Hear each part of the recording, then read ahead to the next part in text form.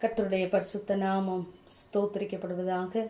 1 கொரிந்தியர் 7:35 நீங்கள் கவலை இல்லாமல் கர்த்தரை பற்றி கொண்டு இருக்க வேண்டும் என்றும் உங்கள் சுய பிரயோஜனத்திற்காகவே சொல்லுகிறேன் என்று அப்போஸ்தலனாகிய பவுல் சொல்வதாக நாம் வாசிக்கிறோம். நம்முடைய பிரயோஜனத்திற்காகவே நாம் தேவனை பற்றி கொண்டு இருக்க வேண்டும் என்று சொல்லுகிறார். அதை எப்படி பற்றி கொள்ள வேண்டுமாம்? கவலை இல்லாமல் கர்த்தரை பற்றி கொண்டு இருக்க வேண்டும் என்று சொல்லுகிறார். நாம் கவலையோடு பாரத்தோடு இருப்போமானால் கர்த்தருடைய சத்தம் நமக்குள்ளே கிரியை செய்யாது. நாம் கர்த்தரை ஒருபோதும் உண்மையாய் நேசிக்க முடியாது, பற்றி கொள்ள முடியாது. ஆகவேதான் எல்லாவற்றையும் தேவ சமூகத்திலே நம்முடைய கவலைகள், பாரங்கள், கண்ணீர்கள், சூழ்நிலைகள் எல்லாவற்றையும் அவர் மேலே இறக்கி வைத்துவிட்டு நாம் கர்த்தரை பற்றி கொள்வோமானால் கர்த்தருடைய வார்த்தை நம்மை பலப்படுத்துகிறதாய், நம்மை நடத்துகிறதாய் இருக்கும். இங்கு மார்த்தாள் இயேசுவை தன்னுடைய வீட்டிற்கு கூட்டி கொண்டு வருகிறாள். ஆனால் அவளால் இயேசுனுடைய பாதத்திலே அமர்ந்து அவருடைய சத்தத்தையோ வார்த்தையோ கேட்பதற்கு கொடுத்து வைக்கவில்லை. ஏனென்றால் அவளை சுற்றி கவலைகள், பற்பல வேலைகள் சூழ்ந்திருந்தது. ஆகவே அந்த கவலை அவளோடு கூட இருந்ததினாலே கர்த்தருடைய சமூகத்திலே அவளால் அமர முடியவில்லை. ஆனாலும் தீங்கு வந்தாலும் துக்கப்படுத்தாதபடி பாதுகாக்கிற தேவன் நம்மோடு கூட இருக்கிறார். ஆகவே கவலை இல்லாமல் கர்த்தரை பற்றி கொள்ளுகிறதிலே நாம் முந்திக் கொள்ளுகிறவர்களாய் இருப்போம்.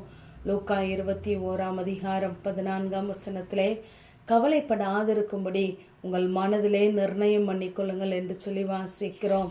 நம்மோடு கூட தேவன் இருக்கிறார்.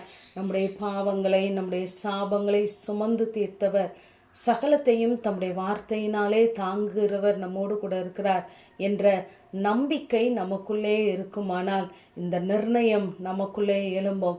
நாம் எதை கண்டும் பயப்படாதபடி, சோர்ந்து போகாதபடி எல்லாவற்றையும் பார்த்து கொள்ளுகிற தேவ கரத்திலே நம்மை ஒப்புவிக்கிறவர்களாய் இருப்போம். இங்கு தாவீது சொல்லுகிறார், நான் என் தேவனாகிய கர்த்தருக்குள்ளே தன்னை திடப்படுத்தி கொண்டார் என்று சொல்லி நாம் தாவீதை குறித்து பார்க்கிறோம். அவர் எல்லா சூழ்நிலைகளின் மத்தியிலும் தேவ சமூகத்திலே எல்லாவற்றையும் தெரிவிக்கிறவராயிருந்தார். தேவனிடத்திலே கேட்டு செய்கிறவராயிருந்தார். ஆகவே அவருடைய வார்த்தையினாலே தன்னை திடப்படுத்தி கொண்டார். ஆகவே நாம் கவலையோடு இருப்போமானால் நாம் இந்த நாளுக்கு வேண்டிய தேவன் தந்த ஆசீர்வாதத்தை நாம் அனுபவிக்க முடியாது. நாளையே நடக்கிற கவலையை நினைத்து இந்த நாளிலே உள்ள சந்தோஷத்தை நாம் இழந்து போகிறவர்களாய் இருப்போம். ஆகவே நாம் பயப்படுவதை காட்டிலும் தேவன் கூட இருக்கிறார் என்ற நம்பிக்கையோடு கூட தேவனை நாம் பற்றி கொள்ளுகிறவர்களாய் இருப்போம். இங்கு உபாகமம் 4:4 நாம் வாசிக்கிறோம், கர்த்தரை பற்றி கொண்ட நீங்கள் எல்லாரும் இந்நாள் வரைக்கும் உயிரோடு இருக்கிறீர்கள் என்று வாசிக்கிறோம். நாம் இந்த நாள் மட்டும் ஜீவனோடு இருக்கிறோம் என்றால் நாம் கர்த்தரை ஏதோ ஒரு நேரத்திலே பற்றி கொண்டதினாலே அவர் நம்மை ஒருபோதும் கைவிடாதபடி பாதுகாத்து வருகிறார். ரூத்தை குறித்து பார்ப்போமானால் ரூத் அங்கு நகோமியை விடாமல் பற்றி கொண்டாள் என்று சொல்லி பார்க்கிறோம். ரூத்தை, நகோமியை மாத்திரமல்ல, நகோமியின் தேவனையும் இந்த ரூத் விடவில்லை. ஆகவேதான் அவளுடைய வாழ்க்கை செழிப்பாய் மாறினது. சங்கீதத்திலே வேதத்தை பற்றி கொண்டு என்று சொல்லி வாசிக்கிறோம். தொடர்ந்து நாம் வாசிப்போமானால் கர்த்தரை அறிகிற அறிவை பற்றி கொள்ள வேண்டும், நன்மையை பற்றி கொள்ள வேண்டும், நாம் சொல்லுகிற அறிக்கைகளை பற்றி கொள்ள வேண்டும் என்று சொல்லி பார்க்கிறோம். ஆகவே நாம் விட வேண்டிய காரியங்களை விட்டு, வெறுக்க வேண்டிய காரியங்களை வெறுத்து, தேவனுடைய வார்த்தையை, தேவன் தருகிற அந்த நம்பிக்கையின் வார்த்தைகளை நாம் பற்றி கொள்ளுகிறவர்களாய், கர்த்தரை அறிகிற அறிவை நாம் பற்றி கொள்ளுகிறவர்களாய் இருக்கும் பொழுது நிச்சயமாகவே தேவன் நம்மளுடைய சூழ்நிலைகள் எல்லாவற்றையும் மாற்றி காரியங்களை மாறுதலாய் முடிய பண்ணுவார். நாம் தேவனுக்குள் களி கூறுகிறவர்களாய் இருப்போம். ஆமேன். ஜெபம். பிதாவாகிய தேவனே, குமாரனாகிய இயேசு கிறிஸ்துவின் நாமத்தின் மூலமாய் உடைய சன்னிதானத்திலே வருகிறேன்.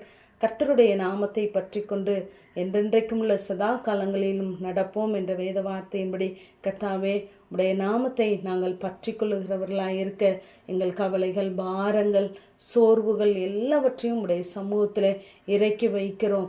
எல்லாவற்றையும் எங்களுக்காய் சுமந்து தீர்த்தவர் அந்த தெய்வ சமாதானத்தை, சந்தோஷத்தை ஒவ்வொரு பிள்ளைகளுடைய வாழ்க்கையிலும் இந்த நாளிலே அருள் செய்யும்படியாய் ஜெபிக்கிறேன். தொடர்ந்து உடைய கரம் எங்களோடு கூட இருக்கட்டும். இயேசுவின் மூலம் ஜெபங்கேலும் எங்கள் ஜீவனுள்ள நல்ல பிதாவே. ஆமேன்.